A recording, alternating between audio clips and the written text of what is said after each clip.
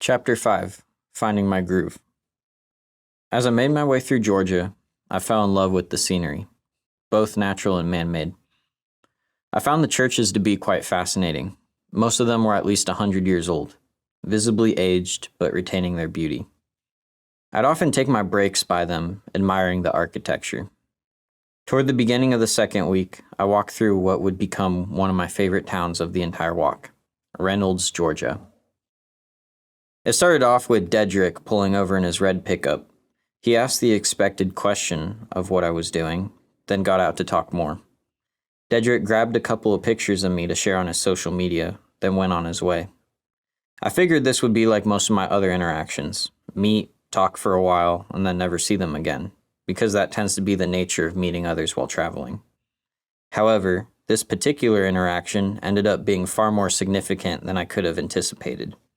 After making my way into town, being welcomed by a couple of police officers, and taking a break in the shade, I noticed Dedrick had shared a post about me on Facebook, prompting an influx of new followers on my Instagram.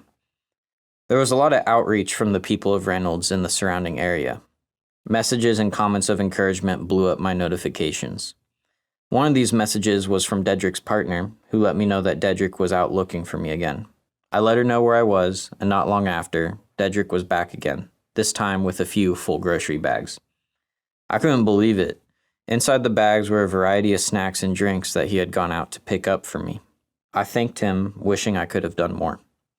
A simple thank you never felt like enough. Dedrick was about to get in his truck and leave when he stopped and turned around.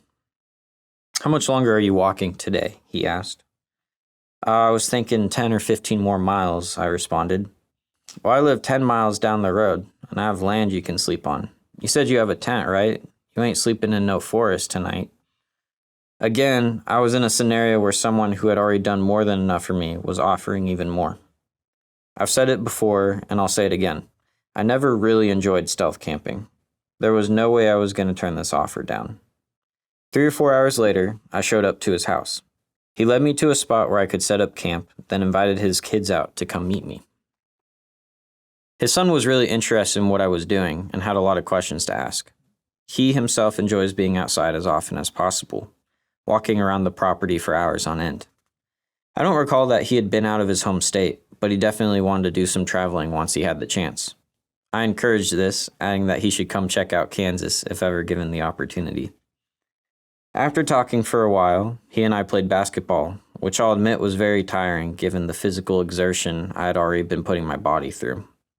After basketball, another one of the kids brought out a full plate of dinner for me: steak, mashed potatoes, bread, and green beans. It tasted absolutely incredible. Having had 2 real hot meals that day had me feeling a lot better than I had in the past few. With the sun beginning to set and my body exhausted from the shock of these high mileage days, I let everyone know that I was heading to bed and crawled into my tent. Knowing that I was safe on someone's property took a huge weight off my shoulders. I was able to fully relax and get a good, deep sleep. The next day would be a first for me in terms of actually sitting down and reflecting on why I was walking. I had a very straightforward encounter. Some could consider it rude. A woman had pulled over to talk to me, which was nothing unusual. It was the conversation we had that really shocked and stuck with me. A lot of people had already asked me why I was walking, and I tended to give a similar response, that I was doing it for myself, and that I wanted to be someone I was proud of. What was so different about her response was that she looked at me in a confused sort of way, and the words, "So you're doing it for nothing," came out of her mouth. I can't say I really remember how I responded to her. What I do remember is spending the rest of the day reflecting on that statement. Was I really doing it for nothing if I was only doing it for myself? That day I typed up several reasons why I was walking, far more concrete for making this walk than before I left, because now I was truly in the middle of it all. I wrote on my Instagram, "I'm not doing this for nothing, and doing it for myself is more than enough. I'm walking across America to choose to do the harder thing, to truly experience life before I die, for the adventure, to show my inner growth, to heal, and to be somebody that I'm actually proud of. That's not for nothing. Of course, this wasn't a mindset that I was able to keep consistently throughout the entirety of the walk. It's easy to let negative thoughts take over sometimes, but this particular instance was a meaningful turning point for myself and how I approached the majority of the rest of the walk. Later on this same day, a man named Ian in a Chevy Astro pulled over. Of course, I got excited, hoping that he was in a converted camper like I had built out my Astro the previous year. Sure enough, he was. Ian had quite a bit of extra water and food, and since he was heading to meet up with relatives, he didn't need all of it. I politely declined taking any of his food, since I had plenty of my own, but I took him up on some of the fresh spring water that he had. That stuff was beyond refreshing. Of course, being an outdoorsman himself, Ian took an interest in my walk, and we spent quite a bit of time chatting. Ian works in sustainable development, aiming to conserve natural land and resources. I think we were able to connect over seeing a little bit of ourselves in each other. It was comforting to interact with somebody else living a lifestyle that I was familiar with, and in some ways related to the journey that I was currently on. I walked a few more miles after this, and as the sun began to set, my main priority became finding a place to sleep. As I continued to walk, my concern grew over where I was going to be able to pitch my tent. Thankfully, Deputy Einsel pulled over. I believe this was the first time that a police officer had stopped me without the intent of asking me endless questions and running my ID. And I don't just mean on this particular journey. I've never done anything too wild, but I certainly have a decent tally of police encounters. I've been pulled over, stopped, or questioned by police around 25 times in my life at this point. My 2019 longboard trip across Kansas certainly helped up those numbers a bit, as we were getting stopped often, sometimes multiple times a day. Einsel had seen me walking earlier, was actually off duty, and stopped to offer water and see if I needed anything else. I mentioned that I was going to need a place to stay that night and wasn't sure what to do with it getting dark so soon. The land around me was all clearly fenced off, and no trespassing signs were posted everywhere. Einsel, excited to help, looked around us before pointing up the hill directly to my left. "Why don't you go up there? It's hunting land, but nobody should be there right now." He gave me a business card with his phone number on it and told me to give him a call if anybody, quote-unquote, tried to give me shit for being up there. Once again, I was able to sleep soundly. Georgia proved to be one of my absolute favorite states to walk through. It's hard to deny the existence of Southern hospitality after what I experienced walking across the state.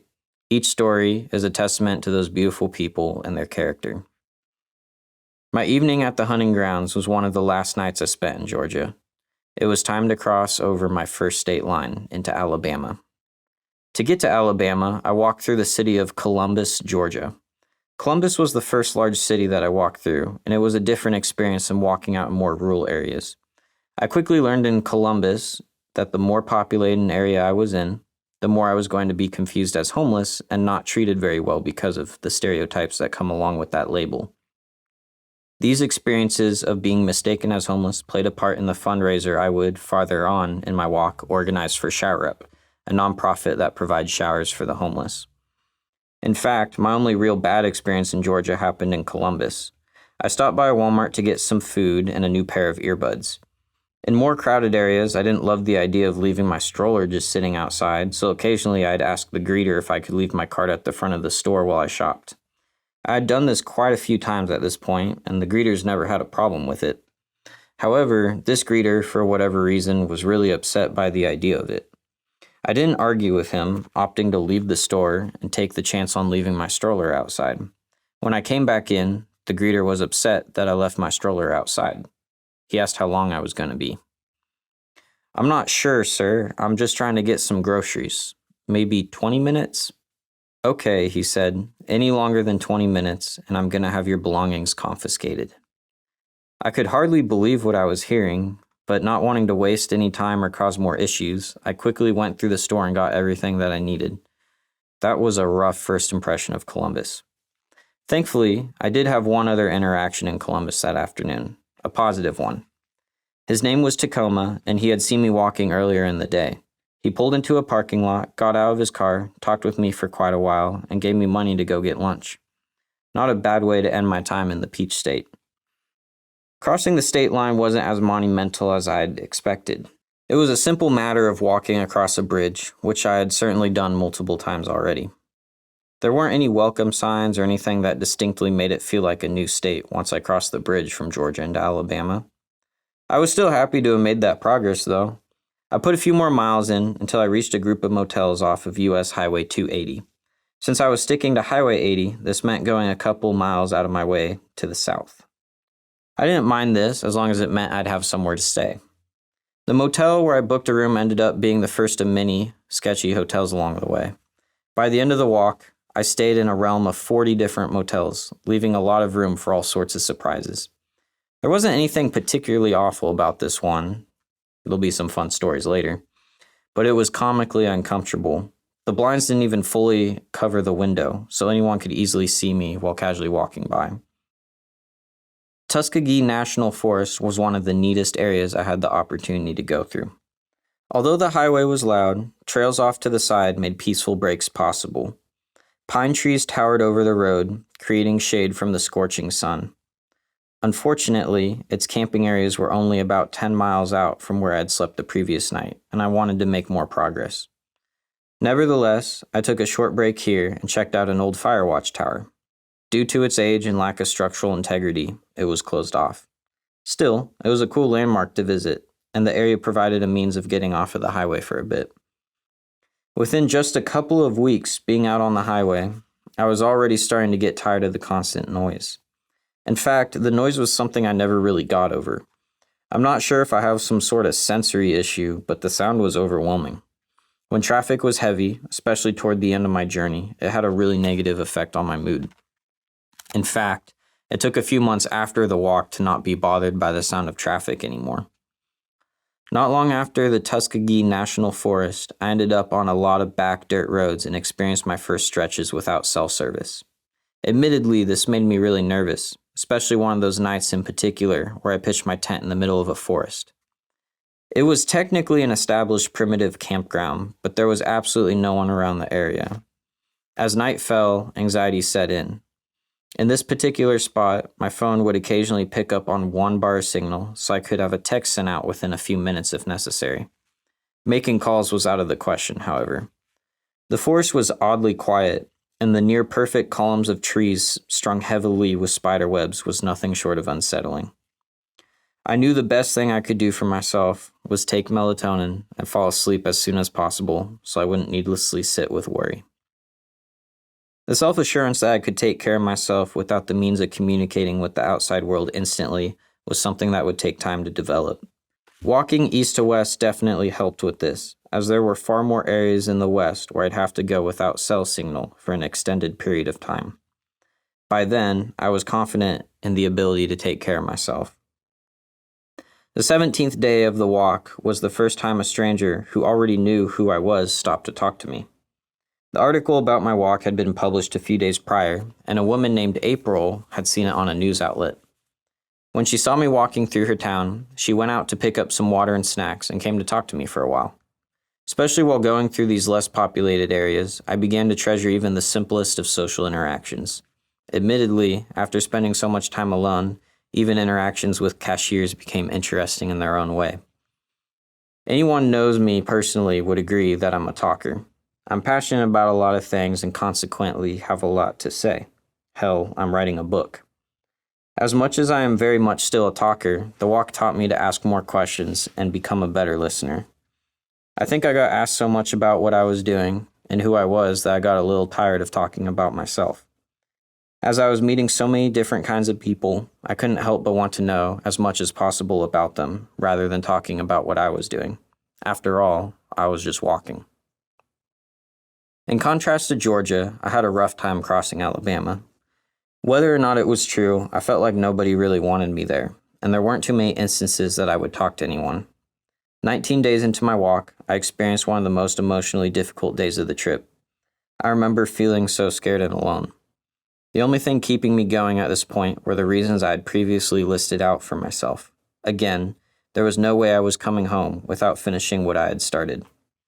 In the middle of that afternoon, I got caught up early in a storm. Rather than walk through it, which I had sometimes chosen to do, I made the decision to hunker down early and sleep through it. I set up my tent with a tarp overhead and settled in. That night, I wrote this caption for an Instagram post. I had a very uncomfortable day. I pushed 20 miles through a heat index of 99. Damn humidity. And now I'm taking shelter from a storm in a spot I'd rather not be sleeping. It has been my least favorite day of the trip, but the important thing is that I'm going to get up tomorrow and keep going regardless. The tattoo on my finger is the French word fin, which translates to finish or end. To me, it represents living in a way that towards the end of my life, I look back with contentment and pride. I'm not going to feel that way looking back on nights getting plastered or days sitting around doing nothing. Times like that are comfortable, fun, and important, but I want to be uncomfortable too. Experiences I won't ever forget. That's why I'm out here. I've met so many people out here that have told me what I'm doing is something they always thought about doing. I don't mean ill towards them, and I'm sure they all have beautiful, fulfilled lives they're currently living. I could tell. I just don't want to be saying the same thing in 40 years. One thing that did make it better, a man named Vince pulled over with water and Gatorade for me. He gave me advice on where to camp and prayed for angels to watch over me. I'm a lot more open-minded out here. It brought me a lot of comfort. The day after, things took a turn for the better as I walked through Uniontown, Alabama, and into Demopolis. Uniontown was a city that I'd been warned about walking through, being advised to keep my head down and avoid any conversation by letting them know I was simply passing through. I found this town to be the opposite of what I was told, and received a lot of smiles and waves as I made it through. Demopolis was even better, and I found myself talking to quite a few people while walking through the small city. Upon leaving a gas station, I was offered Powerade by a woman, along with well wishes of safety. A few others pulled over to ask if I was actually walking across the entire country. I now jokingly refer to the residents of Demopolis as honorary Mississippians, because my experience with them was very similar to the positivity I would come across throughout my time in Mississippi. They were right next to the border, after all. Getting to the end of town, I found a hotel with a Walmart directly behind it, the ideal setup while traveling on foot. I checked into the hotel and instantly put out a thank you video on my Instagram. Around this point in my trip, I was beginning to get a lot of financial support from back home. My Venmo was filled with money from friends back home, all sending well wishes and encouragement. Without all that support, I wouldn't have been able to stay in nearly as many hotels as I did. While I'm sure I could have made it without, having an air-conditioned room and a shower at the end of the day was a huge morale booster. I could lock the door, let my guard down, and truly rest. The woman working the desk at this hotel happened to be one of the most memorable hotel employees of the walk. Her name was Charity, and we struck up a great conversation from the moment I stepped inside the lobby. She was very supportive of what I was doing, and called up to my room shortly after my check-in to see if I wanted any laundry done. Usually a paid service, she offered to do it for me for free. I took Charity up on it, and couldn't have been more grateful. I'm not sure I want to disclose how many times I actually ran a real load of laundry over the course of the 98 days that I walked, but I'll admit it was not very often. I wasn't walking with the intent of smelling great after all. Not only did I get my clothes cleaned, but I also took the opportunity to reorganize my stroller and make some improvements to it. When I was at Walmart, I discovered a clip-on umbrella that was also SPF rated. The sun had been a huge issue, in part thanks to my very pale skin. Within the first week, the tops of my hands were burnt so badly that they were bubbling up with blisters due to how exposed they were pushing the stroller. Having suffered heat exhaustion in the past, I knew I had to do everything I could do to mitigate that risk. While it didn't completely solve the issues I was dealing with, that umbrella was an absolute game changer. The next day, I propped the umbrella up as soon as the sun rose. I remember recording a video, laughing and exclaiming that the sun couldn't hurt me anymore. Of course, that wasn't completely true, and there were some nasty sunburns to come, but it definitely helped me get through the hotter days.